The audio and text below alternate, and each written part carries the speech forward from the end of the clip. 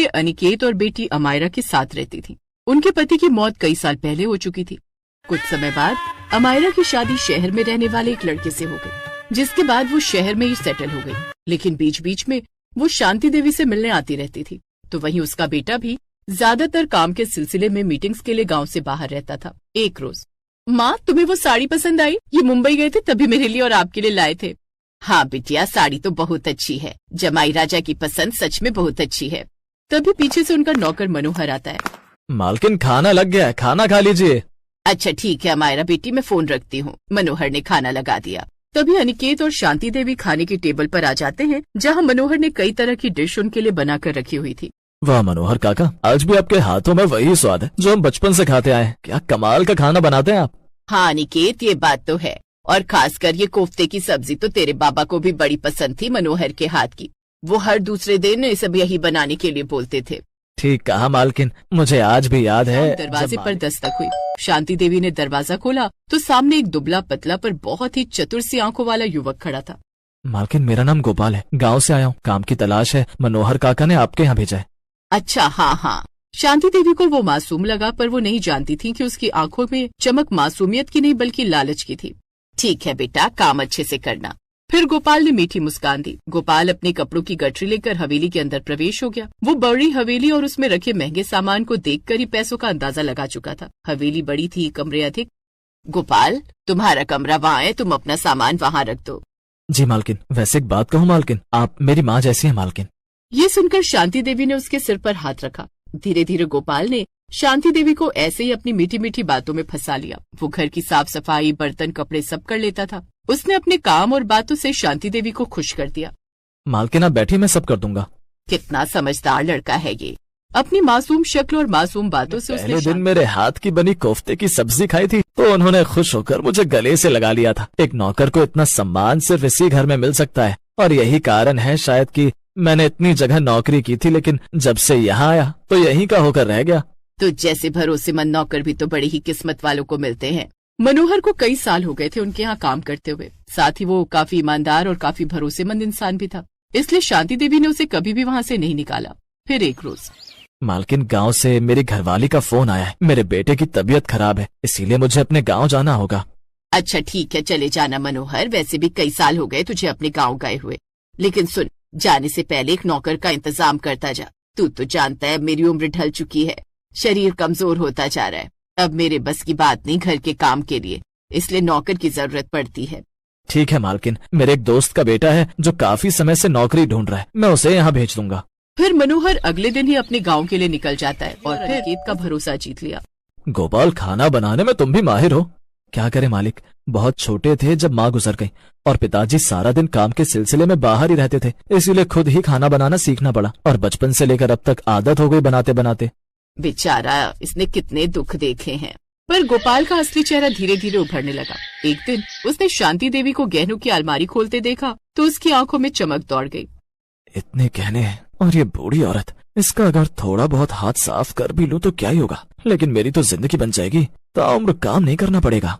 2 दिन बाद अनिकेत, माँ मुझे जरूरी काम से कुछ दिन के लिए शहर से बाहर जाना है। आप कहो तो मैं अमायरा दीदी को तब तक के लिए आपके पास बुला लूं।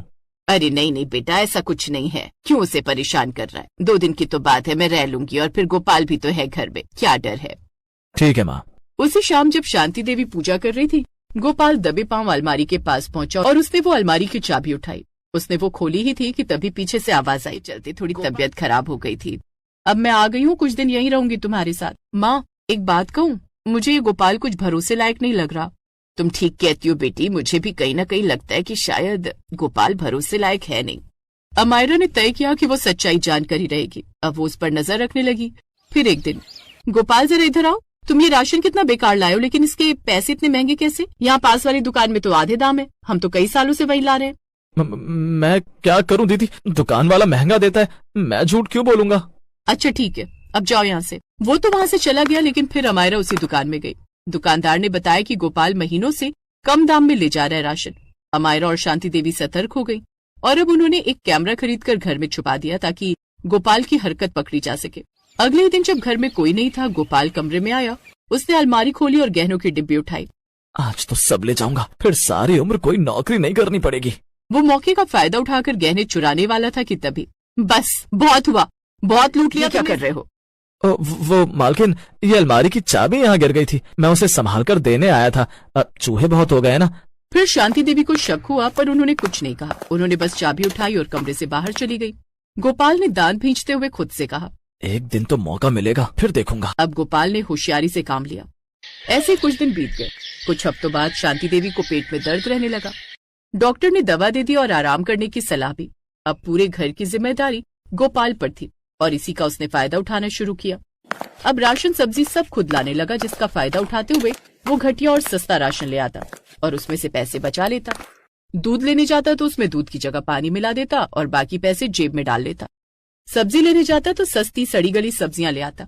ऐसे ही हर जगह से थोड़ा थोड़ा मिलाकर बहुत कमा रहा था।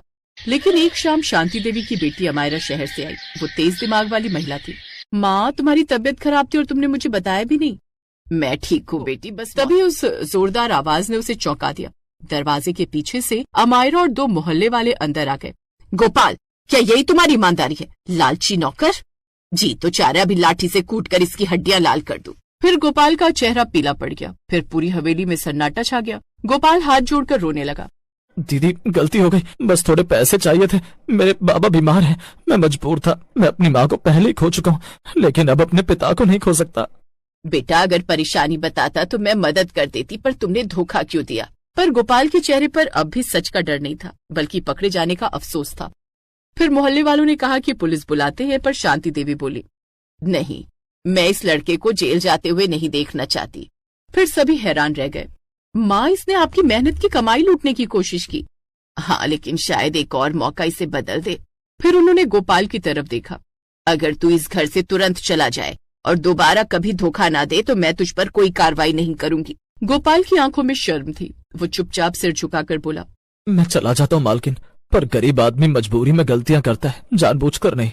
गोपाल ने थैला उठाया और बिना पीछे देखे हवेली से निकल गया। 2 दिन बाद मनोहर काका वापस आ गए। उन्हें जब गोपाल की शर्मनाक हरकत का पता चला तो बड़ा अफसोस हुआ, लेकिन अब शांति देवी को तसल्ली थी कि उनका भरोसेमंद नौकर वापस आ गया। सावधानी जरूरी है, लेकिन इंसानियत भी।